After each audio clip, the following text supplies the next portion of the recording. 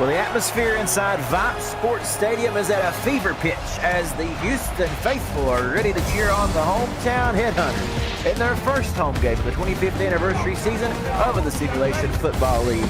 Tonight, the Headhunters look for their first victory of the season as they take on the visiting Queen City Corsairs.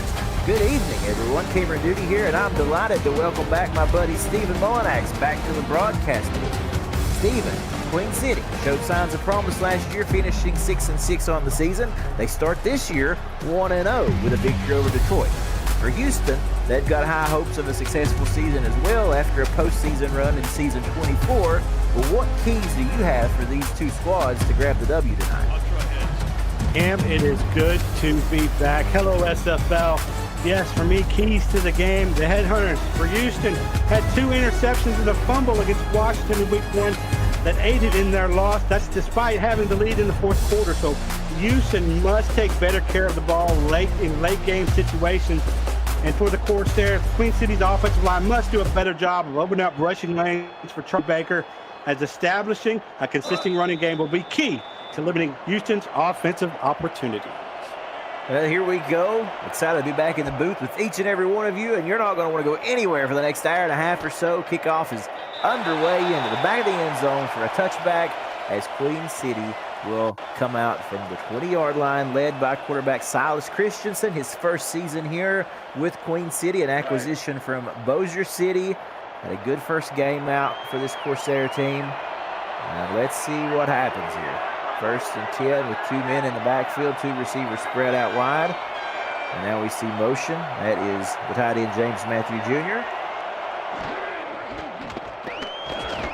With the throw and immediately put on the ground. A good defensive penetration there by the outside linebacker, Juan Mississippi.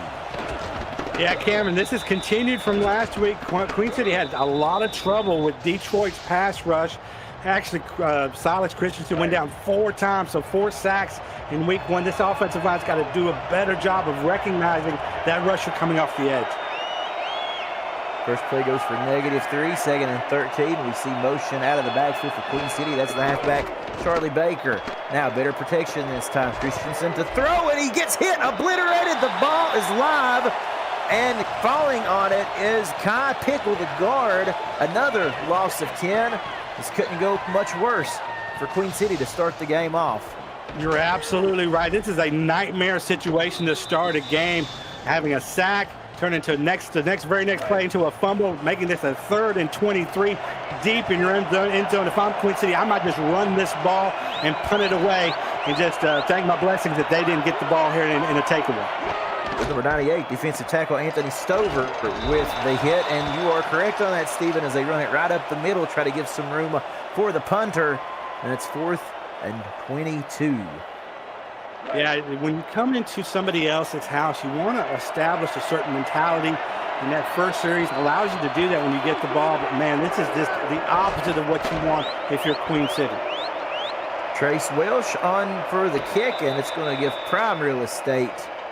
Fair catch here for Houston Headhunters. Let's say hello to this Houston Headhunter offense. We said last week they got the loss there, so they're looking for their first victory. Quarterback John Lakeman under center. The halfbacks are Tina Sosa and Baloo Scott. The fullback is Torneo Rivera. The wide receivers Toby Bonnets, Mike St. Green, D.R. Sim, and Greg Corky. The tight end Daisy Peace. The 2 tackles Grit Gorski and Bari Simeon. The 2 guards Scott Calvin and Sarah Bergens. And under center it's Emmanuel Petrilla. First play from scrimmage here for Houston. Lakeman under center, hands it off to Tino Sosa, who gets good penetration up front, able to get 7 on first down.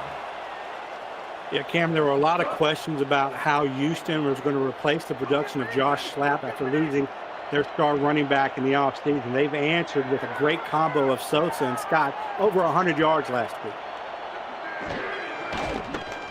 Toss play right side. They give it to the other halfback, Baloo Scott, and she gets some forward progress. That's going to bring up a 3rd and 2 situation. Let's look at this Queen City defense. Defensive end Darko Young and Chad Stinson. Defensive tackles Finn Steele and Robert Cron. The linebackers Duncan Onim, Luke Swift, and Dexter Jackson. The cornerbacks Bentley Bonner, Elijah Quick, and Eric Belmont. And the 2 safeties, Alex Marshall and Justin Rasad. 3rd and 2. And this time the defense making a stand of their own. That's Dexter Jackson, the linebacker, with the stop, and it's 4th and 1. Wow, this is a great response by this Queen City defense to hold Houston here to, oh, well, they're going for it on 4th down. Wow. Just goes to show you. Sometimes it pays to roll the dice. We'll see what happens here for Houston. 4th and 1. The crowd comes to their feet in support of the home team. Toss play, and it's not going to get there. Denied, pushed backwards. That's Marshall with the tackle for loss, Alex Marshall, and they turn it over. Well, I love the call by Houston, but I don't like the result, obviously. And Alex Marshall, one of the best safeties in this league, recognizing that run early in the backfield, really spying that running back and put a helmet on right in his chest to nail him there for that 4th down conversion to go bye-bye. You know, Stephen, the silver lining in that is the fact that they were on the Queen City side of the field. They'll start over about the 36-yard line. They keep it on the ground, gain of 1, as we will now say hello to their starting offense. Silas Christensen, cornerback, halfback John Osmosis, and Charlie Baker. The fullback Lars Bazar, the wide receivers Adrian Ellis Sr., Ryan Davis, Bob Wood, Guy Clausen, and Joe Beasley. The tight ends James Matthew Jr., the two tackles, Don Cosmosis and Landon on him.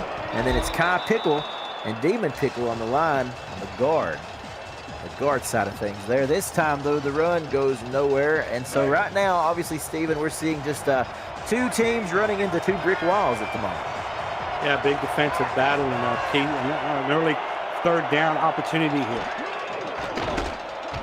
3rd down again. Pressure coming, and Christensen is on his back once more. It is the defensive end, Don Rohr, the rookie, roaring into the SFL with a sack. Yeah, again, another unblocked right to the quarterback, and Silas Christian, absolutely no time to get set there. Nothing that he could do about it. But this is not a new problem for Queen City, something they had to deal with last week. 4 sacks. Now we've seen 2 early sacks in this game, and we've still got 6 minutes to go in the first quarter.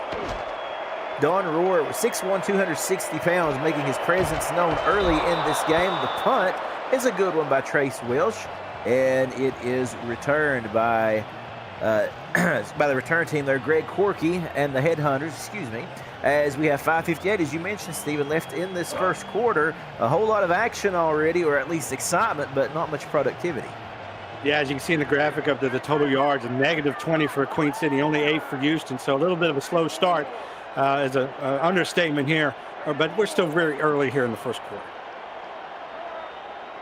Corky in motion, lines up right there on the line, left side of his quarterback, John Lakeman. Lakeman to throw over the middle. It is complete to Daisy Peace. In her 4th season here with Houston, gets the first down. And Cam, what I really liked about that is that the quarterback had a lot of time to find someone who was open. They got a nice mismatch there between the linebacker and coverage.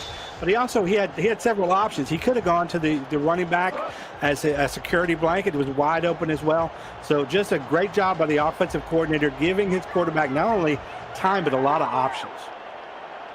3 receivers stacked there at the top of the screen for Houston. As you can see, 1 at the bottom. Let's see which way Lakeman looks. He throws to the center of the field, throws it right to an interception there with the number 24. That's Alex Marshall coming up with the INT. And again, we're playing ping pong here, Stephen. Literally, neither team wants to keep the football for too long. Well, it feels like it's going to be one of those nights for Alex Marshall, already coming up with a big play on 4th down. Now comes up with an interception. Houston last week used that same bunch formation, did not have success through the air with it, and tried to go through the air once again in this game. So they're bringing that formation over, and terrible results. Lakeman put it right in the breadbasket of Alex Marshall, if you will. That is Marshall's 9th career interception.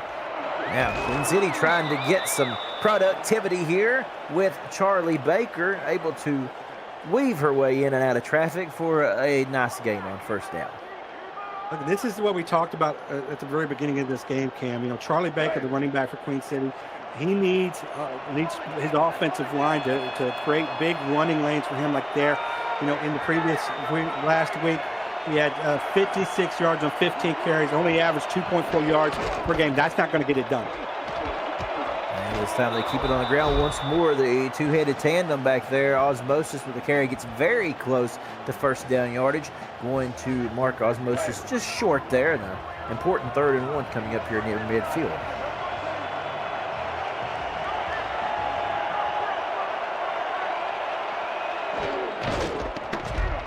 Again, as expected, on the ground, and no, not enough penetration there from this offensive line, not able to push the pile, and Baker is looked to be stopped short, but we are going to get a challenge, our first one of the game. Yeah, Cam, they called that a first down, so now Houston wants to challenge that. As you said live on the call, you didn't think he had made that first down. I agree with you. I think he just got caught behind his lineman and just couldn't make that push, but referee, the call on the field is a first down. Let's see if there's anything here to overturn that. Yeah, as a matter of fact, you're right, Steve, and I had failed to take notice that they did mark it a first down until you mentioned it. And so, yeah, here we go. That's going to be close. Let's listen in. And it is overturned. So Houston not charged the timeout, able to get that all-important stand. And we would expect Queen City now to potentially punt it away, we think. We don't know, Stephen. We've seen a couple of gutsy calls already. Yeah, and we've already had the, on the other side of things, the 4th down, go for it. But no, not here. Gonna punt unless we've got a fake in the playbook. We'll take an opportunity here, we think, to pin this Houston team deep. Welsh with the punt. A fair catch called for at the 14-yard line. Folks, thanks for checking in with us, and it's just exciting to be back for another year of SFL action. Camera duty here with Stephen Mullinax. On stats, it's Justin Raside and Phil Koss, and of course Cameron Irvine back at SFL headquarters. And great to be back with the team once more. We've got a good one here so far. It's been a defensive scrum. We expect that to change as this game progresses. Lakeman, plenty of time, throws, complete. We have a flag on the play that was brought in by the Hall of Famer Sim. We'll see what the call is.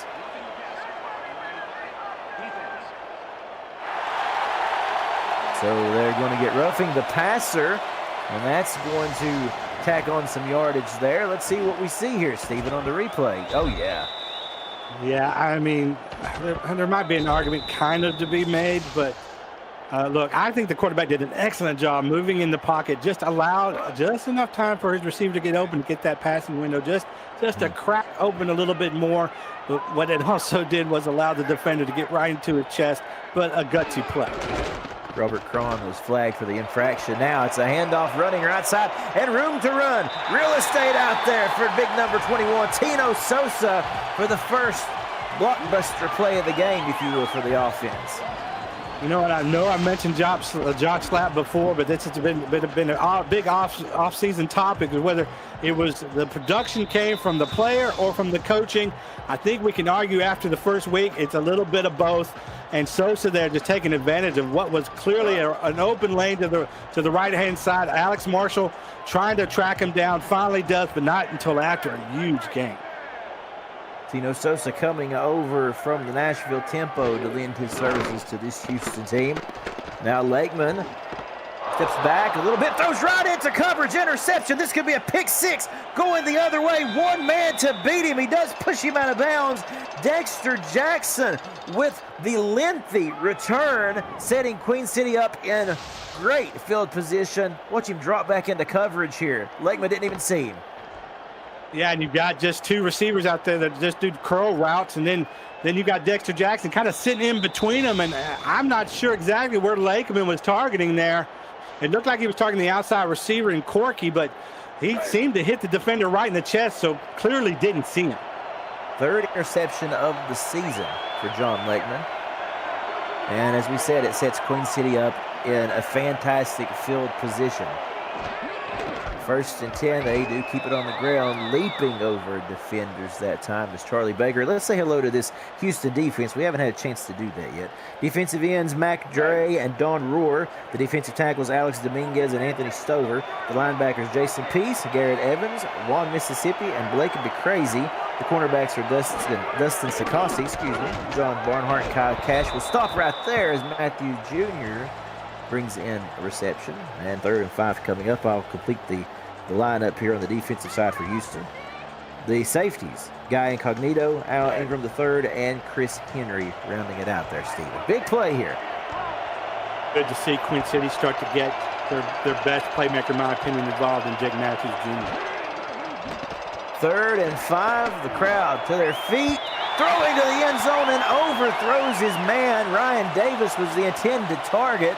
And we won't get a chance at a replay here, but it looked like Davis was breaking free. A little too much mustard on that pass by Christensen, possibly.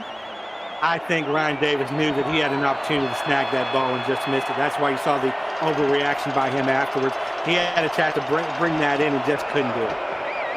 Queen City trying to get some points off the turnover, so they send out Joe Garfield. The kick is good. So the first points of the day put on the board by Queen City. We said the points off that interception. They tack on 3 to take the early lead here. And you got to remember, Queen City is in Houston, and they're playing this. Road points are hard to come by, Cameron. So even though it's just a field goal, getting 3 points despite having -5 total yards so far in this game is a big win for them. This kick is returned as Toby Bonnets brings it out to the 29-yard line. And like you said, Queen City, you see the stats right there, -5 total yards category, but with the lead. And, of course, credit the defense for that. And so far, it has been all defense, as these two offensive have either had a hard time waking up or the defensive have just been that stout so far. Either way you look at it, it's been a slugfest. Yeah, and, Alex Marshall has been terrific. Dexter Jackson has been terrific early in this game. They've got tons of playmakers on this defensive side. Lakeman once again on a pass going to the middle of the field. It is complete to Daisy Peace. And another flag on the play. And unbelievable, but they are going to once again get a roughing the passer call on Queen City. That is 2 straight drives, and it is going to be Finn Steele on the infraction. This kind of has a bounty gate type feel, Queen City going after the quarterback. Maybe they think that he might throw some interceptions here if he gets rattled. Well, Lakeman, again, you're correct on that, Steve. Almost a second straight interception as well. It was just off the fingertips of Dexter Jackson, and you got to believe that was a deja vu in the worst way for Lakeman. Yeah, they call it seeing ghosts out there, and, maybe it just knocks you around in the head a little bit. But when you're under attack as a quarterback, much less getting hit, roughing the passer called on you twice in this game already, you might be seeing stars. So they let Lakeman roll out here to buy more time. Throws back over the middle. The pass is complete. A good decision there to buy him just a little bit more time to find Greg Corky in the flat. And the rollout just allows you a little bit extra time for your receivers to find openings in the zone or to get open on their routes. That's one of the reasons why I really do love rollouts, although they can hurt you if the blitz coming from the defense is on the particular side of the rollout. Handoff going right side. And not much there. Belmont comes up to make the stop, 2nd and 9. Now for Corky, he has the opportunity to pass the 700 reception mark in his career this evening. We'll keep an eye on that. Absolutely. Inside of a minute in this first quarter. And as we said, a lot's already transpired in this game. Lakeman looking deep, and what a response, and talking about Greg Corky. He makes the reception and drags the defender in for the touchdown. Well, Greg Corky has been clutch since season 5 when he helped to bring a championship to the DC Dragons by making a critical touchdown catch in the championship game against the then Santa Fe Gorillas. And all these years later, he's still doing it here, giving Houston the lead at home. What a great play. I mean, we were just talking about the guy. He's a human highlight reel. And what a response by Lakeman. They're shrugging off the interception and just throwing a dart as the extra point is good by Sonny J in Sonny's 9th season here with Houston. can't imagine, Cam, how hard it is to stand out in a receiver group that has Mike St. Green, DR Sim on it, and now Greg Corkin scoring that touchdown.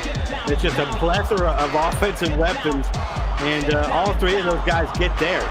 So I believe that plethora is the exact word that you'd use in that situation. Like you said, stacked wide receiver core, so much good talent. And for Corky, that puts him just one reception short of having 700 in his career. So he'll remember 699 for sure. Well, he is an old man, so he's been around a very long time. You said it, like I me. didn't. Just like me.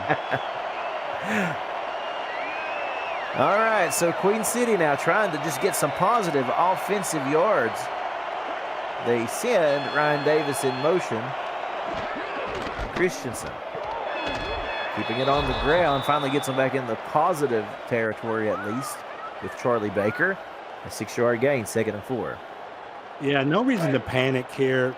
You stay within your game plan. Continue to run the football. They're doing a much better job, I think, of running the ball with Charlie Baker than they did last week. And they can continue to try to control the time of possession game and win that and limit those offensive opportunities for Houston.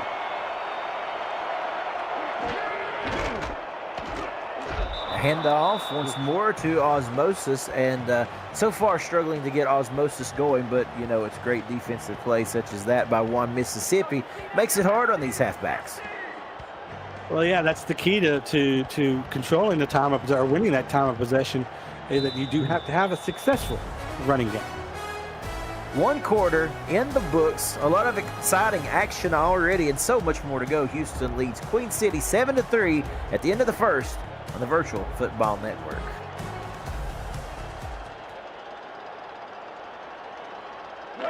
Camera duty here with Stephen Mullinax.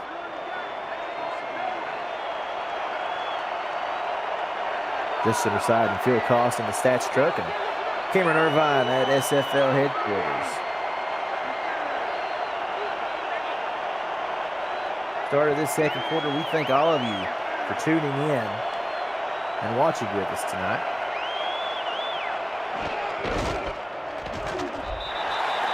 And again, the defense getting the better end of Queen City. Baker just with nowhere to go, pushes them back 3.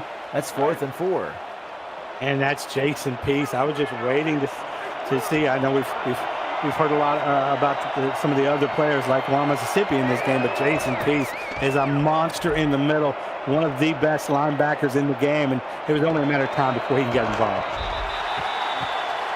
Welsh again cutting it away to Corky there, but good field position set up for Houston here. Now, honestly, we talk about a seesaw type of situation here.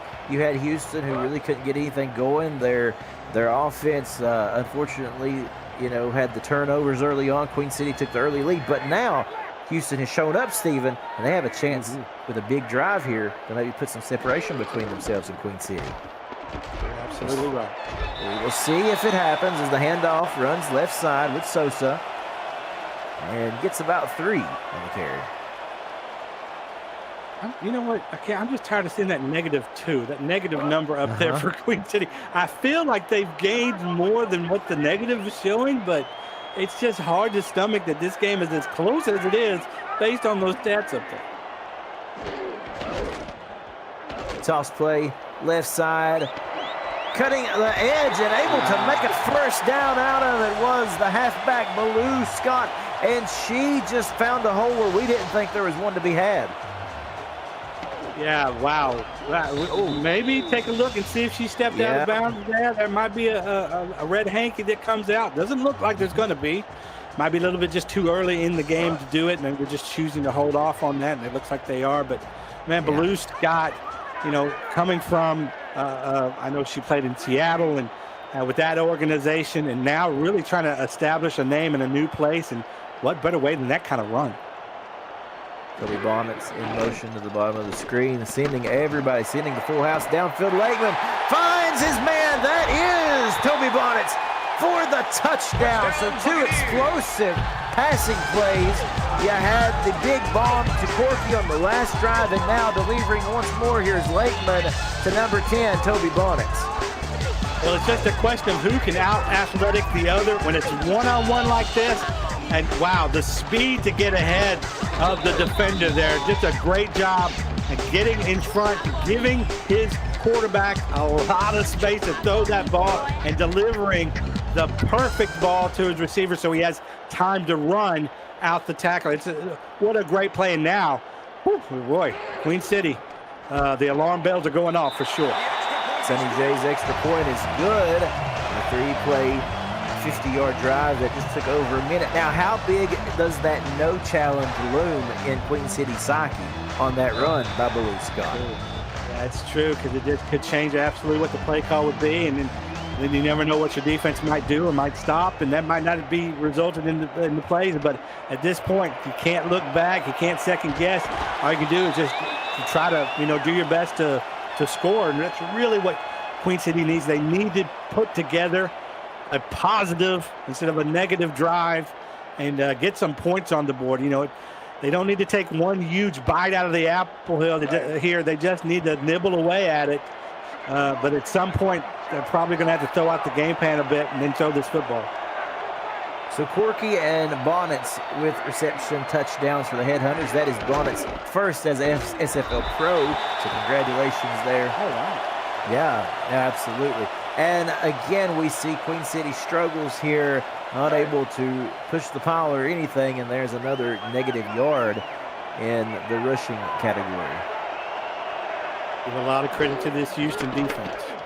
Got them stifled right now for sure. There is a nice well-timed throw. Bob Wood cutting back there to make that reception, and it will make it a manageable 3rd and 4 here.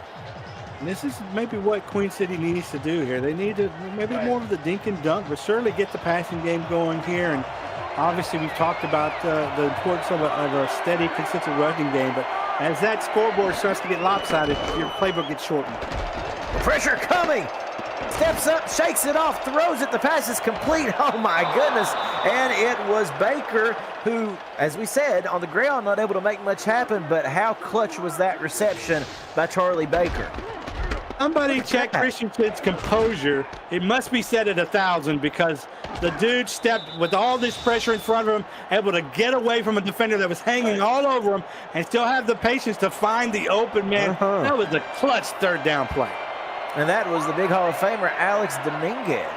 Ooh, big sexy. The first season after spending 18 in the league elsewhere, he was previously with the Atlanta Swarm. In his first season with Houston, almost had a big sack. Christensen, ice in his veins. Great play. Now back to the rushing game and back to the line of scrimmage, 2nd and 10. I'm like you, Steven. I think that, as you said, the playbook starts to get more limited. But I think right now they're literally pushing this Queen City team to have to put the ball in the air. Yeah, clearly that's not the start that they wanted. But this is what happened last week. They finished strong. Oh. And on the ground again, just as quick as we mentioned it, Blake Be Crazy coming in like a heat-seeking missile around the edge, drops Christensen for yet another sack. Hey, he didn't see it coming. I'm glad I'm not a quarterback in this game. Both of these quarterbacks have been absolutely wrecked by these defenses. Like, they have been coming hard and heavy, and try to be understanding and keep themselves composed. Tough. Now, going to have to air it out. Christensen does so, and I do believe he's able to get the first down. Outstretches the football just enough, and it's the wide receiver, Joe Beasley, with the all-important catch. A lot going against Queen City. One of the things that isn't is their quarterback when he has a chance, when he actually has a chance to throw the ball. He's been really good, and kept a clean sheet last week, 2 touchdowns in their victory over Detroit, and now we're seeing the tools here. He has all the tools that you need. He just needs that clean pocket, and he hasn't had a lot of that tonight. How about that route that Joe Beasley run there? That cut back, that was a beautiful thing as Baker gets the carry once more, pushes hard for 3. And as you can see, the sacks allowed there for Queen City, unfortunately, already 3 in the category. And that's not what you want to see. And you said it, Steven. I mean, just keep this quarterback upright. He seems to do a really good job of making sound decisions.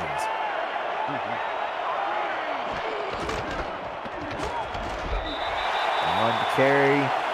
Once more is Osmosis, and it's going to be a 3rd and 7. Blake be crazy with the tackle. You know, sometimes, Cam, you got to throw, you know, as much work as coaches do in the playbook, sometimes it comes down to athleticism. You got to make a play. They need somebody to make a play. 3rd down once more. Pump fake and hit from behind. Not enough time to do the pump fake to try to set up there and wait for something to happen. He had no idea that Juan Mississippi was hot on his heels. And they once again have to punt this thing away. Look at that pursuit. It's that pump fake, you know, and Christensen saw someone open for a split second, decides at the last minute to pull it back, and a lot of times that just gives the defense just enough time to get to him, and we see it there. 4 sacks already in this game. It was 4 sacks last week against Detroit, so it's just repeating themselves. You know. Welsh with a good punt. Corky shakes off a tackle, gets to the 20, rolled over at the 22-yard line. And 4:22 remaining in this first half. This second quarter moving a whole lot quicker than what the first quarter did, seems like. Yeah, it seems like we got a full game's worth of action in one quarter. Here in that first quarter, there's a lot happening. But look, here's an opportunity for Houston to really put it on Queen City and really put a lot of pressure on them before halftime. Well, let's see if they can do it. But Queen City's defense, they've made some good plays tonight. A couple of really good individual efforts. They just got to put it all together. Lakeman under center, 2 receivers at the bottom, 1 to the top, and they give it to Sosa, who stiff arms the man almost out of his shoes, but they force him to the edge towards the sidelines there, and they're able to contain him with just a 2-yard carry. Yeah, we know the kind of firepower through the air that Houston's had. They've shown it, but they also have a tendency to throw, you know, interceptions and takeaways. So if Houston can actually control the clock through the running game, they want to do that. On 2nd and 8, they give once more to Malou Scott. And that's going to bring up a 3rd and 4 situation. Look at the total yards now, 25, 209 with Houston way out front. I'm just glad it's in the positive. We're making small improvements. Plenty of time for Lakeman. Look at that, and you can get acrobatic grabs just like that. Jason Peace, or Daisy Peace rather, excuse me, but we've got a flag on the play, and again, they're going to get roughing the passer. A 3rd infraction on Queen City tonight in that very same category. This time, though, they get Chad Stinson. Yeah, Bounty Gate continues here with another. Now this is really, that's atrocious, dude. That's atrocious. That's something the league's got to take a look at. They got to take that out of the game. My gosh, I don't know that I've ever actually seen one that delayed. Yeah, incredible. Well, do they have a personal beef? Is my question. Well, at this point, you got to wonder. And they're going to send the house here on 1st and 10. Lakeman, again, plenty of time. Throws over the middle of the field to Mike St. Green, the Hall of Famer. And it's 1st and goal. And you can do those things, Steven. You can send the house with confidence when you have an offensive line that's protecting like they are today. Yeah, and look, you've got a bit of a gambler under center. You know, Lakeman, he'll try to make some really tight window throws, but right now it's just coming all so easy. And the offensive coordinator is probably drawing up plays in the dirt that he's only imagined because everything seems to be working right now. Shout out to Grit Gorski, Barry Simeon, Scott Calvin, Sarah Bergens, and Emmanuel Petrula, an impenetrable force in the passing game today. As this will bring up 2nd and goal, Queen City does get the stop there. You can credit number 96 dunking on him on that tackle. And that should have been a touchdown. The blocking was impeccable, and it was just the running back just ran into his own blocking, but the blocking was perfect. Pushing hard, pushing the pile there is number 22, as that is Torneo Rivera, the fullback, getting the carry, as that brings us to the 2-minute warning, and it puts us in a really spicy situation, if you will. 1 yard out for Houston. When we come back from the 2-minute warning, you are watching the SFL, the Virtual Football Network. Cam, if this was in Philadelphia, this would be the tush push. You bet.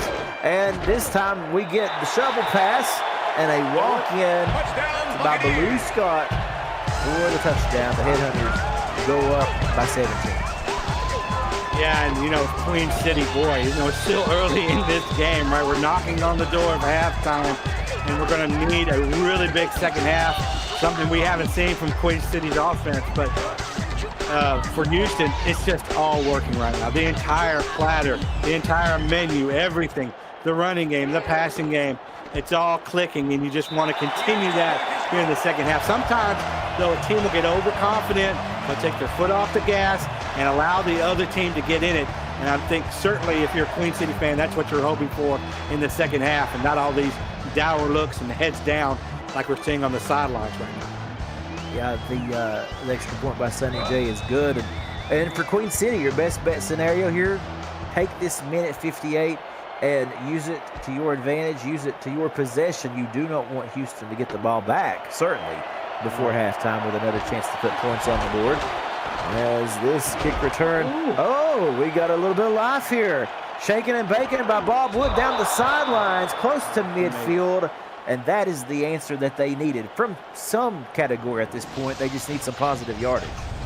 Yeah, I think that in that return alone is more offensive yards than they've had this entire game, and that is the biggest play so far.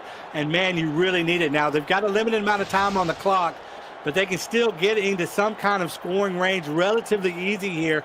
You've got a minute 48. Technically, you should be able to try to get in the end zone, but it's just that moving the ball and that momentum. They needed a kickstart. Maybe that return is that kickstart. We need to see something from this offense here. And all 3 timeouts to work with. Ball on the 46-yard line here for Queen City. I formation, 2 receivers to the left. Christensen to throw with pressure coming. Going to have to get rid of it, and he does. It's a low throw. Matthew Jr. does pick it up off the turf, and it's 2nd and 5. Well, I like the fact that they got one-on-one out there with their tight end. You would hope the tight end, Matthew's one of the most talented ones in the league, would make some sort of play out there to maybe get himself open, but still positive yardage. Christensen going to have some quick releases. I think that's going to help him. He can't hold the ball for too long, obviously. Now, bouncing off of a defender there, a nice carry by Charlie Baker, and a timeout called for by Queen City. You feel like they're positioning themselves to try and at least get into field goal range. Down 21 to 3. It's like you almost want to see if you can get something here deep. Yeah, try to take a home run ball, at least one shot. Two running backs in the backfield, rather. Christensen throwing out of the backfield, trying to set up a screen. That's a loss. Baker there, loss of 1. And we'll see what they can draw up with here. Folks, it's been a minute, and we hope you haven't forgotten. It's super simple to smash that like button and help this channel grow. We just crossed the 8,500 subscriber mark, so subscribe if you already have not, so you'll never miss a stream, a highlight, or a podcast. And as always, thank you for your support of the Virtual Football Network and the SFL. Pressure coming, but it's picked up, and a great clutch pass and an even better reception, as able to pick that up off of his hip was Bob Wood for the first. Yeah, and got a lot of credit to the offensive line. That play does not happen unless Christensen's backside is protected by the tackle there. Is actually blocks another one of those blitzes coming in. Christensen, again, quick release, batted away. And you could tell that was one of those plays that One Mississippi was just reading the quarterback's eyes like a book. He knew where he was going to put that one. Yeah, again, both of these quarterbacks taking a lot of hits, seeing a lot of pressure tonight, and this feels like an opportunity Queen City cannot squander. Best opportunity that they've had offensively in this game, as we see a man in motion, Ryan Davis. Christensen throwing short, and that's not what you like to see, because Again, just Houston able to read that all to perfection. Another tackle for loss. And no timeouts left on the board here for the Corsairs. Seems like Christensen's maybe a little afraid to take a chance of turning this ball over, playing a lot of really conservative ball. And as you can hear, the crowd comes to their feet chanting for the defense to make a play, and they do. And by doing so, that could potentially push Queen City out of any field goal range. It's 4th and 14. If it does, I'm not sure I don't go for it here. Yeah, I would have to agree with you, but it is going to push them to a long attempt, a 51-yard attempt by Joe Garfield. Now, he nailed a 39-yarder earlier. Clock running, 27 seconds and counting. And we expect them to take a little bit of time here and set this one up for Garfield nicely. They don't want to turn it back over. Play clock down to 5, 4, 3, 2. Here's the snap with 14 seconds. The kick, it's got the angle. Does it have the distance? It does. 51 yards, and Garfield gets his second three-pointer of the day. And it looked like it would have been good from 60. That was a terrific kick. We rarely see in this league kicks over 50 yards. A lot of teams don't even attempt kicks over 50 yards. And to see him clearly with that much leg is the reason why they didn't even attempt that. Absolutely. And now the return for Houston. Bonnet's coming with a head of steam. 6 seconds left. We'll see if they want to try to be aggressive here. I don't necessarily expect it, but, you know, stranger things have happened. Yeah, with the score the way it is, though, I kind of feel like, why not? Like, just, even if it's a pick six, which is a nightmare situation, you're still up. You know, you'd be up 21-13. So I'd say go for it. Most of the teams, though, will run the ball here, but it doesn't look like they're going to have anybody in the backfield. Yep. Look here, you're right. Good call there, Steven. They are sending everybody down hit field for a Hail Mary attempt. 6 seconds left. Lakeman all day long throws it in the middle of the field, tipped. And that's going to leave 1 second, so they're going to get a chance to do it again if they choose. That was Corky, the intended target. Yeah, I actually think that hit Corky like on his shoulder pad. I think he had an opportunity to maybe bring that in, but there was a lot of trash and traffic around him. So now they set up with Sosa in the backfield. And again, this will be the final play of the half, and it's a handoff running left side. They decide to not tempt fate, and we'll take it to the locker rooms as this will conclude the first half of action. A dominant first half by Houston, a dominant second quarter, really, and that makes all the difference. 21-6 as we go to the locker rooms right here on the SFL and the Virtual Football Network. And as we get ready and look at our halftime report, Steven, give me your thoughts on this first half, and if anything, you know, what could these teams better improve upon in the third quarter? Well, for me, it's been about the play under center. These quarterbacks have been under attack. They've been hit multiple times. 4 sacks against Christensen. John Lakeman had 3 roughing the passer calls against him. It's been insane when it comes to the amount of pressure these quarterbacks are being put under. One we're seeing that's kind of failing under that pressure, and another one is triumphing over that pressure. And obviously he's playing at home. That has a big part of it. So what these teams need to do, well, it's pretty clear. Queen City's got to shut down this air attack by Houston. And as for the Corsairs, they got to get their offense going, man. We got to see. It's not time to necessarily abandon the running game, but their just consistent philosophy has got to go out the window. They got to start taking some risks. Yeah, thank you, Steven. As we get ready, and we will start this second half here with Houston getting the ball first and already putting pressure on Queen City's back to deliver and make a stop. And it's Bonnet's.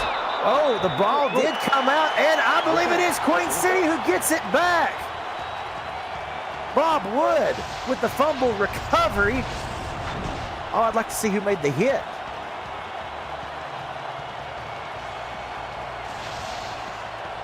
Oh, couldn't tell there. But look, that's a gutsy call. You know what? You're going to take one of your top receivers and put him on special teams, and he comes away with the fumble recovery. This is it. We've had a couple sparks in this game, Cameron. Yep. This might be one that we see turning around. Oh, man, here we go. So excitement to start this third quarter. Pressure on the ground, and it is Houston who comes back up with it.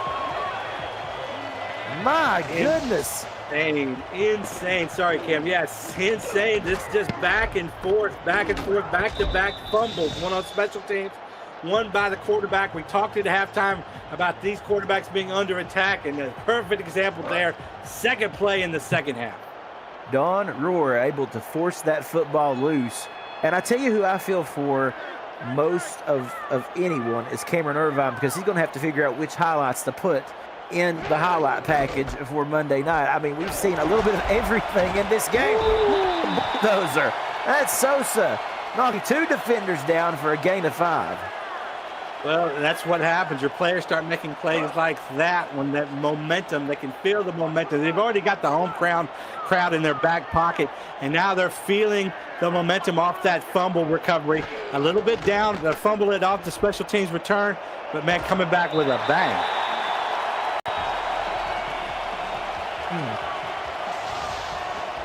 I think, look at this toss play, left side here. As we look at the replay, that's just good hard running by Scott. Yeah, and back-to-back solid runs, and now we see Houston, you know, they're not exactly time to try to run the clock out, but really just their dominance. They want to settle down a little bit after all that's happened there so far in the second half and run the football successfully. Blakeman again, plenty of time. Oh, and he had his man, but I see a flag. Tell me no. You do. Oh, good night. Oh, the discipline on this Queen City defense, it's falling apart. Darko Young going to get the call here. And again, I mean, Hurdle is happening. What is this defensive coordinator? What has he done to get these guys so riled up here? What did they say in halftime? Well, shoot, they started this game roughing the passer. That's their 4th roughing the passer call. What is going on? They have as many yards off of roughing the passer calls as Queen City does have offensively. If that tells you the kind of day that it has been for this Corsairs team, as Sosa getting some really good yardage there before being brought down by Justin Ursai. 21 met 21 there.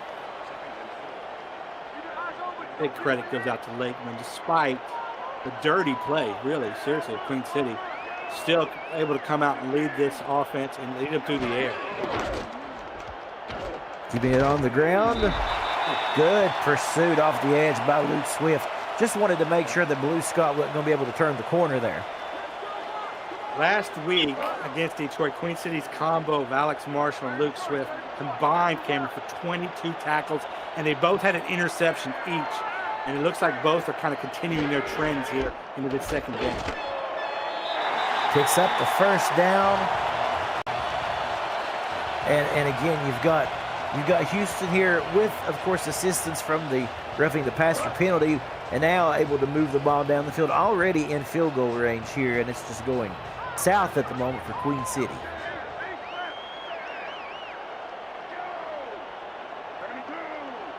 That was Ian Badejo who was off the bench there with that first down carry. Sosa with a stiff arm, still on his feet. And he gets the first, just short of the 10. And I love it. I love those stiff arms, man. They usually, when you see a stiff arm executed, it means it's going to be a big play. And that's exactly what this is. As it leads them to the sidelines here. You got to love the speed to go to the outside. You know, not all these running backs can fare well outside the tackles, but Sosa's got the speed and the strength combination that's really rare in this league. Well, you know, the physicality, I think it's such a important part of what Houston does. This is one of the most physical football teams that you'll find, offense and defensively. And there's a good example. Look at Scott, you know, not taking the hit, but instead lowering the shoulder pads and the helmet and charging into it. And you see the result. I mean, it's really a thing of beauty to watch, honestly. Yeah, that little draw was perfect. And give a lot of credit to the coaching staff and the offensive line for opening up a massive hole for Scott. 2nd and 2, and it's a toss play. Sosa going to walk it in for the touchdown. And you know, Steven, again, let's credit this offensive line. Again, they make all the blocks up front as well. The backs and receivers out there as well, helping lead the way and making Sosa's job very easy. Yeah, really easy. Made it look like this offensive, being an offensive coordinator has an easy button here in Houston tonight. Just everything now starting to gel and starting to work, and Queen City is reeling. Cam, going into this game, one team was 1-0, one team was 0-1. And based on the results that we're seeing right now, you wouldn't be able to guess which one is which. Because Houston comes into this game with a loss and Queen City with a win, but right now it looks like that should have been, opposite, because Houston is just showing their dominance. Now, clearly, week 1, everybody knows you can't really. There's no game to scout. You don't really know what the new off-season changes are going to do, so they're really hard to coach for. But you give a team and some of these excellent coaching staffs and scouts an opportunity to scout even just a single game and to make changes from what they did in week 1, and it can have a lopsided difference as we're seeing tonight. Well, and for Queen City up to this point in the game, we've still got 6:57 left in the third, but, it's been every time there seems like there's been a silver lining, something terrible has happened, with the situation regarding, they got the fumble recovery on the kickoff at the start of the third and then turned it right back over with pressure for Christensen. He gets pressure again in his face as that pass is incomplete and intended for number 82 guy Clausen. And another point, we've talked about all of these roughing the passer penalties. I mean, that is, it is technically aiding Houston. It's like Queen City's shooting themselves in the foot with all of these penalties, despite them going after the quarterback. I think maybe your ultimate goal is maybe getting the quarterback out of the game, or at least knocking him around so much he'll throw some picks, but so far hasn't really worked tonight. 2nd and 10, if you're Queen City here, as that run goes for 1. I believe that was Baker on the carry. This game is still, there's still a possibility here if you can score on this drive. And I'm talking a touchdown. They need to find the end zone. That changes the complexion. That changes really what Houston can do. Keep this drive sustained, of course. Christensen to throw. Oh, that's a nice play. Good reception by Beasley. Clutch play there to keep the drive alive. Kind of feel, though, Cam, that Queen City came into this game with a very conservative game plan, and they wanted to control the clock, and it makes perfect football sense. Control the clock, limit the offensive opportunity by Houston. It makes great sense. It doesn't make sense when you're down, 22 points. Right. At some point in time, you need to abandon it. Grounding and pounding here is osmosis, just trying to find a hole, but it was completely stuffed, and they're going to get guy incognito there on the tackle. The big plays we've seen tonight have been individual plays made by these players. You're going to need a lot of them for Queen City. Delayed handoff, room to run, good stiff arm, and Baker is able to get out there to make it a 3rd and 3, so very manageable here. Opens up the playbook a little bit more. Yeah, it really does, it's just a matter of it actually plays well into their conservative game plan. Indeed, it does. Pressure coming. There's the screen pass. Bizarre with one of their biggest offensive plays of the night. And we may start to see more of that out of this Queen City team this second half. And if so, I'm here for it. That worked to perfection. That was beautiful. Yeah, that was beautifully schemed. And look, there's an opportunity if the tight end can get a block on the outside, Bizarre might have gone for at least 20, 30 more yards, if not a touchdown. So this drive will continue inside of 5 minutes in this third quarter of play. Queen City, as we said, desperately needing some points on this drive. Man in motion, that's Ryan Davis up to the top of the screen. Christensen throwing, complete. And again, just another great job there of Beasley. And this goes back to what we were talking about, honestly, Stephen. how for Christensen, the quick release passes has been everything for him in this game. You're right. You're right. You know, we saw the outlet pass to the fullback work wonders there, and a nice it looked like a little dig route there by Beasley, keeping it relatively short, but converting those first downs, huge. Christensen throwing over the shoulder of both the defender and right into the hands of number 11, Adrian Ellis Sr. Welcome to the game, my friend. Absolutely. This is what they needed, Cam. This is exactly what they needed on offense. Take an opportunity on a corner route. We haven't seen one of those, at least thrown to this game. And then it's one-on-one against the defender, and your receiver, Ellis, goes up and makes the play. Queen City here finally in a bit of a rhythm. As we see motion up to the top of the screen. Crowd on their feet, trying to rally the defense. Able to on that play as Baker just had nowhere to run, stopped for a loss. 2nd and 11 now coming up. Just really good patience there by the defender, actually allowing the blocks in front of him to dissipate before attacking the running back there. So Blake Craze, great job. Had a chance to call his name quite a bit this evening. Very productive night. Christensen throwing, gets rid of it, almost intercepted. Looking on that over there toward the sidelines, Barnhart almost come up with a big turnover. You can tell the quarterback was a little flustered in the pocket. I think he threw that ball a little quicker than he really wanted to because he was feeling the pressure from his right side. Threw to his left and threw it. Didn't have enough touch on that ball to get it to the receiver. Big 3rd down play here. Huge, actually. Bob Wood in motion. 3rd and 11. Got to take a shot at it here. Christensen with time. Throws it. It's batted down. Oh, that's disheartening. The big man, number 95, Alex Dominguez, all 6'2" and 325 pounds, was right there in Christensen's face and swatted that football to the ground. Well, the Alaska Storm, Florida Storm legend that we call Big Sexy, Alex Dominguez, an opportunity maybe even to bring that ball down and intercept it, but good enough to just get his hands up and bat it down.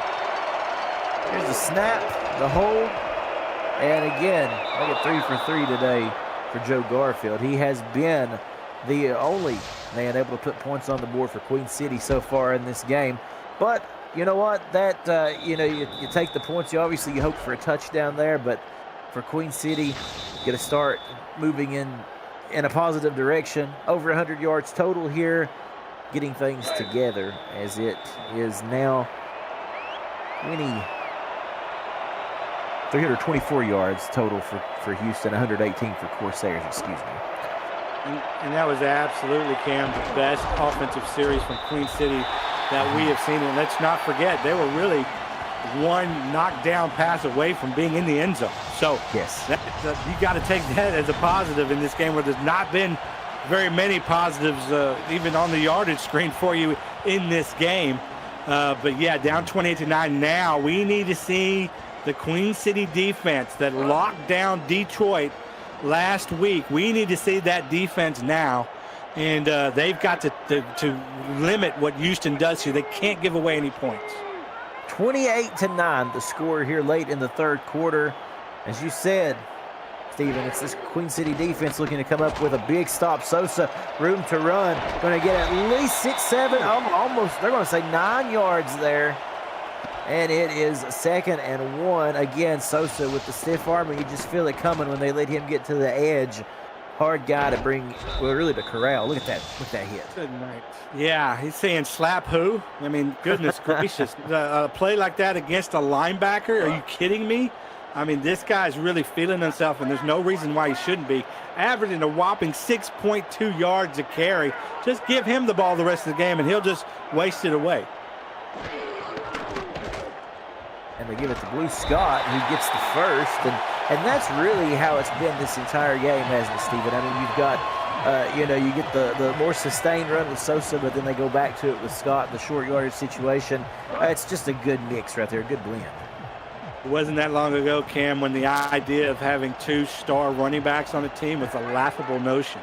And now for many of the teams, including my own, it's a must. Hand off up the middle. A good stop that time by Queen City. You know, it's interesting. With Houston, they are on a hot streak right now in this rivalry, this matchup. Now, although these two teams haven't met since season 17, or no, actually, since Queen City has not defeated Houston since season 17, Houston has won the last 3 meetings. They haven't met since early season 24, excuse me. Looking to make it 4 straight. And there's a flag on the play. I think they're going to say he got to the receiver early. Again, just bad discipline this evening. You know, it's hard enough to try to win a game on the road against a team that's performing as well as Houston. It's even harder when you're actually playing against the refs, too. We've seen a lot of flags go against this Queen City defense in this game. And look, rightfully so for those flags, especially those roughing the passer calls. Just atrocious by Queen City. But, you know, it's just tough to try to claw your way back when you're shooting yourself in the foot and giving Houston free opportunities here and free first downs. Minute 38 left in the third. Delayed handoff for Sosa, hurdling like a track and field athlete to get 5. And I really feel like this guy's just one hurdle, one shake away from getting that big run that he's looking for. Feels like they're trying to salt the game away, and it's weird to say with still a minute 20 left in the third quarter, but it kind of feels that way. It has that sense. Scott trying to direct traffic, stopped in his tracks, and it's 3rd and 4 now. And this is a big play if you're Queen City. You want to be able to show that you can get Houston off the field because, honestly, you know, the punting game, we haven't seen much of it for Houston. Even when they were going for it, you know, the punting game's been obsolete here for the most part with this Headhunters team. Totally agree. Taking plenty of time. Lakeman to throw, pressure coming, but he stands up and a one-handed grab by Toby Bonnets to keep the drive alive, but we do have a flag. And Steven. Let me guess what it is. Regardless if the receiver catches the ball or not, it doesn't matter. It's a first down. Why? Because this is the 5th roughing the passer call against Queen City. I can understand taking your frustrations out on the quarterback, but this is something that was started. They were doing in the first quarter. Yeah, first drive of the game, it honestly felt like, and Darko Young there getting the penalty. Sosa now. And again, you see the real estate that, you know, it gives them, you know, right there inside the red zone. And I do believe that that is going to bring this third quarter to a close. And Houston looking to ice this game away, as we said, inside the red zone. It's 28-9, Headhunters out front of Queen City. You're watching the SFL on the Virtual Football Network. We want to remind you that aerial coverage of today's game is provided by Dags Drone Works, aerial photography and videography services for real estate events, marketing, and so much more. Learn more at dagsdroneworks.com. And a beautiful shot right there, hovering above downtown Houston. And Steven, there's a party going on inside Vipe Stadium. Yeah, no doubt. This one might be riding in the streets afterwards, the way this one's going. But yeah, now an opportunity here to put more points on the board. The party continues. Camera duty here with Stephen Mullinax, Justin Raside, and Field Cost helping us on stats tonight, doing an incredible job. Thank you, gentlemen. And, of course, Cameron Irvine back at SFL headquarters as we commence this 4th frame of action here. And Houston looking to, as we said, try to put this one on ice. It's 3rd and 3. Up the middle. Look at that. They give it to the fullback, and he does a good job. He gets another first down. And, again, that is the second carry for Obafemi Ayambadejo off the bench. But he's came in. He's 2 for 2. I'm glad you said it, not me. But, look, even the backup fullback's getting some run here. Man, this offensive line, they would, as many good plays we've seen, I think they'd have to get my players of the game. Another example, Baloo Scott, touchdown. This rushing attack has been incredible. that's her second there on the outside, second on the exact same play. You know, it's one thing to score on it once. It's a whole other thing that the defense is not adjusting to scoring it twice and discovering a weakness there. And that's the second one where she's gone untouched on that same play. So it's just all coming apart for Queen City here. And look, we still got 9 minutes left. There's miracles do happen. But man, Queen City's going to have to learn some tough lessons from this game and turn it around really quickly to their next game. San Jose's extra point is good. 35-9, the score, as we said, 9:04 remaining in this game. And at this point, I'll ask you here, Stephen, if you are Queen City, obviously, like you said, miracles can happen. Obviously, all you can do is chip away one play at a time. But knowing that, you know, the odds of a defeat in this game are more than likely, what do you want to try to take away in this fourth quarter if you're the Queen City offense? Well, you just want some glimmers of hope. I mean, you want to see your team perform now. You know, they're under the most pressure they can be. They're on the road. They're down by so many points. We want to see somebody step up in this game and make some plays. And who gives up and who doesn't? Baker with the carry, and I think you've got such a good point there. You mentioned it in the third quarter that the play calling, the scheme was, as you said, it was to be very conservative, to eat the clock. That, of course, meaning that, you know, you could have some sustained drives. That's something also we've not had a chance to see in Queen City. Yeah, the key to that, as always, is, you know, how successful of a running game are you able to push this Houston defense around, and their offensive line just hasn't been able to do that. They haven't been able to protect their quarterback. Silas Christensen has been good when he's had a clean pocket. He just hasn't had a lot of that tonight. And he's got some playmakers out there who just can't seem to get open. And that's a good play. There you go. And there has been their biggest target of the entire evening. Joe Beasley has made all the clutch catches up to this point. And another first down. So, as you said, you made the comment, Stephen, they want to see who will respond in times of adversity. I think we can simply say that for Joe Beasley. That's the case. Yeah, you're absolutely right. They just called him Joe Beasley for a reason.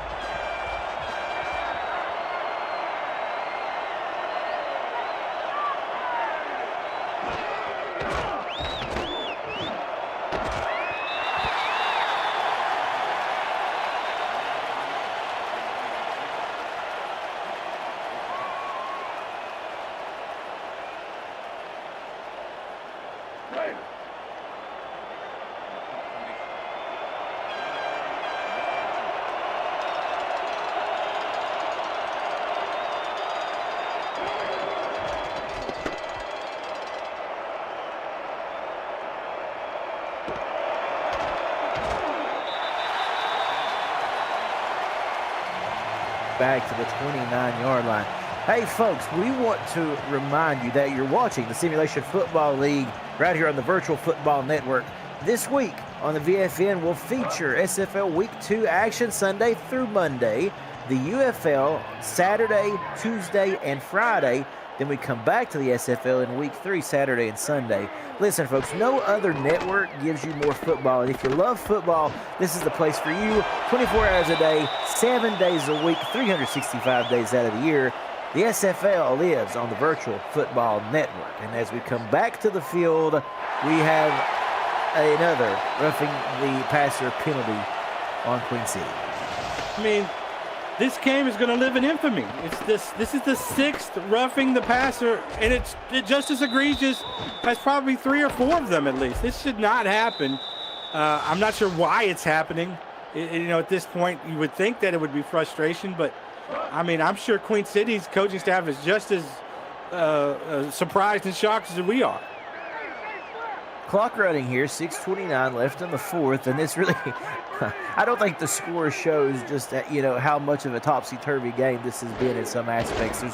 If you have a bingo card for this game, I don't know that anybody had, 5 or what are we up to now? 6 roughing the passer penalties. Yeah. And if you did have one, you need to go out and buy a lottery ticket. Yeah, that's in that. That probably was that middle square, because it's probably they don't ever see it called. And then a whole season's worth of roughing the passer calls just in this game by one team. It's incredibly insane. It's what makes this game frustrating, but also great and unique. But yeah, it's certainly, despite all of that, Houston has still found a way to be super successful. Yeah, I think Forrest Gump said it best. You never know what you're going to get, and it is the truth. Dump off over the middle to Bonnets. They showed a big empty set. Looked like they may be trying to push it farther downfield, but they get it over the middle, close to the first. This might be a little revenge tactic. They might be tired of these cheap shots, and we've seen them go no back set, despite having the game in hand. Toss play to Sosa, weaving in and out of traffic. Across the 15 down to about the 13-yard line. And right now you can tell they just want to, score obviously if you can as they continue to move the ball wheel here. But, the primary objective is to eat the clock and go home with a W. Yeah, that would typically be the situation. Again, with all these roughing the passers, it kind of feels personal. 3 receivers to the top. They give it to Blue. Scott shrugs a tackle before being met head on after an 8-yard gain. And it's 2nd and 2. And last week, Houston ran nearly exclusively on this bunch formation where they have trips to one side of the field, and they let their wide receivers and whoever else they had in there, I think they had a fullback, a tight end, they would sub in, and they would run behind those trips. Saw a lot of that last week. Haven't seen a lot of it in this game, but successful there. 4:45 and counting. Sosa looking for the end zone once more. They're going to say just short, 3rd and inches, and they'll have a chance to push this one over the yard to gain line there. But nevertheless, this offensive line, they have just completely bullied this Queen City defense. You're absolutely right. And I think it actually works in Houston's favor. It uses more of the clock, and they'll likely get this conversion.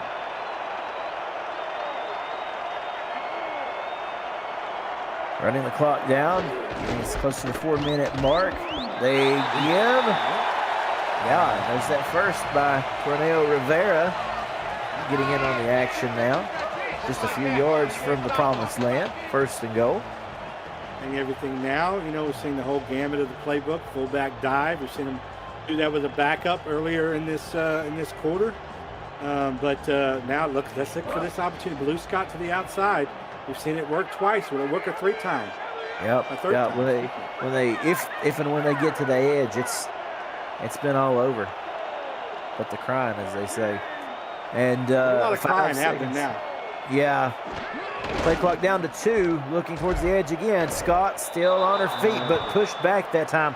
Good resiliency. And you know what? Let's talk about some of these defensive players for Queen City, honestly. Alex Marshall, right there, it was Luke Swift on the tackle. But Justin Raside, to name a few, who have had some.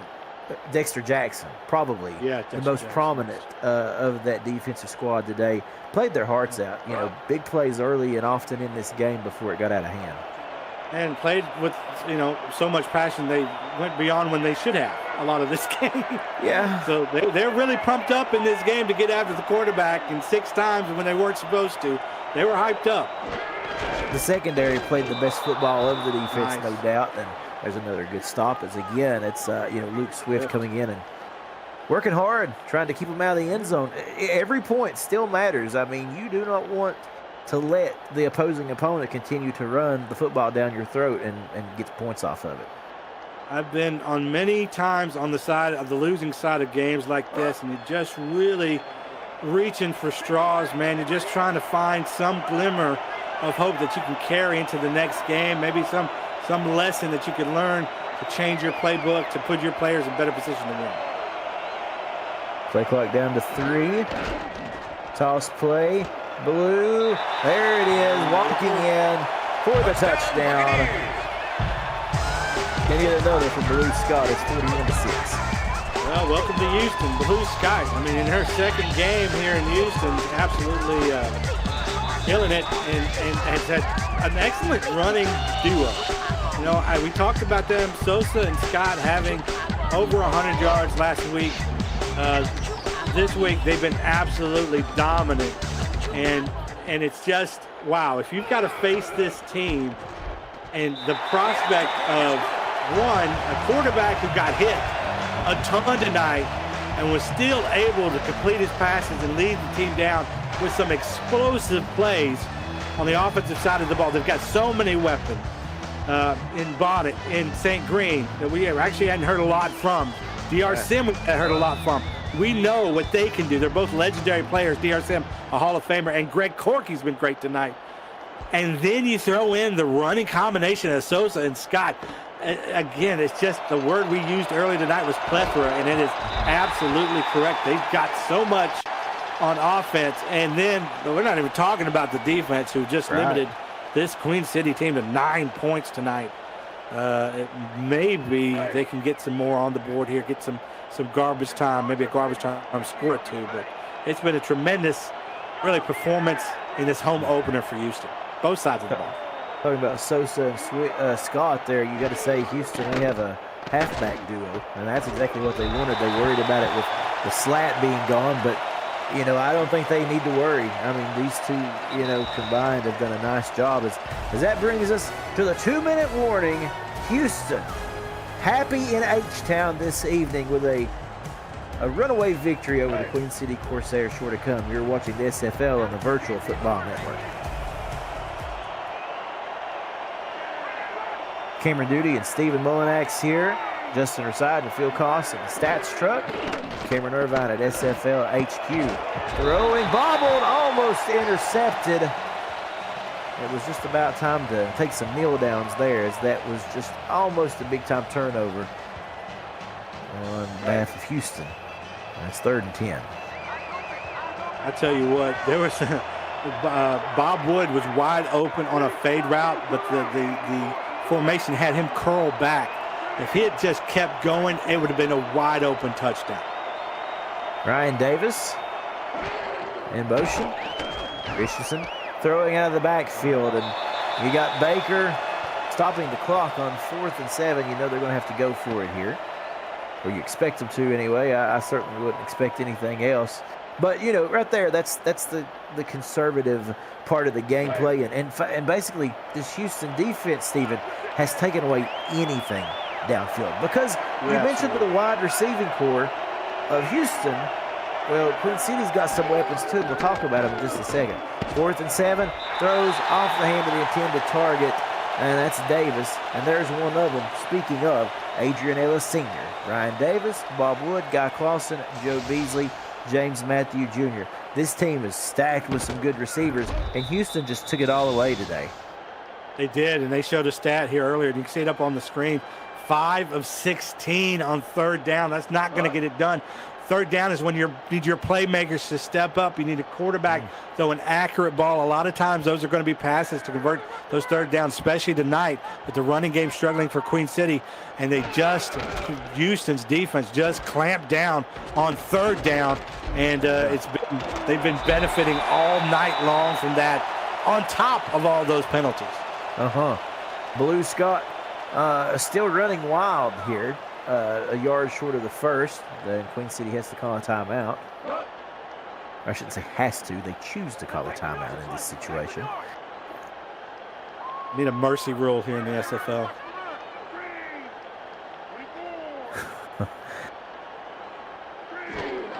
Again, back to the ground they go. Another timeout. Minute 35 left in this game, and another 1st down. Folks, we want to remind you to join Cameron Irvine and Mike St. Green tomorrow for SFL this week. I can't wait. What about you, Stephen? Yeah, I look forward to them. When they show my game highlights, I look forward to them. Games like this, they seem to refuse to show them. But when my game, I can't wait. That's our sports center, man. Absolutely. Look forward to it every week. They'll be recapping week 2 as Cam and Charles will be ready for the first Monday night spectacular of the season. It'll be live from Detroit for the Maulers home opener. So Detroit welcomes Pittsburgh to town as both teams try to shake off week 1 losses, and it all starts at 7:15 p.m. Eastern time. You've got the fantastic SFL this week, and then after that, it's the Monday night spectacular right here on the Virtual Football Network. Love the Monday night spectacular, man. And what's better in these trying off-season times for us football fans than Monday night football? It gets no better than that. When I'm in the middle of the daily grind and, I'm ready to punch out, I'm sitting there thinking, listen, I got an evening of SFL football and highlights. Get me to Monday night. But yeah, very excited to have it back, just like you, Steven. It's great to have you back in the booth. I've thoroughly enjoyed it. Yeah, it's been a pleasure. Thank you for welcoming me back and making me feel right at home. It's great to have another Cameron in the booth. And I was afraid that I was going to be maybe a little bit rusty, but because it's been, I think, 4 or 5 years since I was last in the booth. But you made it really easy, man, really fun, and very grateful to have the opportunity to work with you. Well, thank you, my friend, and hopefully it's the first of many calls for us this year as we see Sonny J out there to try to tack on some extra points as they force it into a 4th down situation. The bleeding not yet stopped, 45-6 with 16 seconds remaining. Of course, Houston taking the W here. They are, and it's been a dominant performance from them, and you got to feel good if you're Houston coming off. Let's not forget that although they lost in week 1, they had the lead 17-16 in that 4th quarter. And 3 turnovers, 2 interceptions, and a fumble put them in position to lose that game against a very strong Washington Trident team in Washington. So this is just a great bounce back game for Houston to win by this margin and to look so good on every side of the ball, all 3 phases of the game. Offense, defense, special teams, they've really dominated. 15 seconds left in this one. Now be thinking of your player of the game. I'll ask you for it in just a minute, or players of the game here in just a moment as we see this pass complete over the middle. Houston about to get their 4th straight victory in this series, and coming up, both of these teams.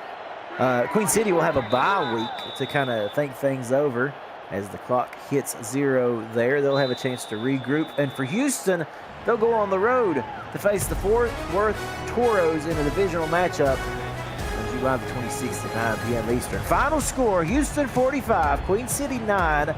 And Steven, give me your final thoughts and your player or players of the game, my friend. Yeah, for me, it's pretty easy. Sosa and Scott, the combination of those 2 running backs, to me, really did the trick here in this game. I got an honorable mention, John Lakeman, taking a lot of hits, but still coming through, making some big plays through 2 touchdowns in this game. But for me, Sosa and Scott, especially as the game wore on, they just seemed to get stronger and stronger in this game, rushing for nearly 200 yards, with Scott actually getting to the end zone 3 times. Folks, it's been great. Thank you for inviting us into your home.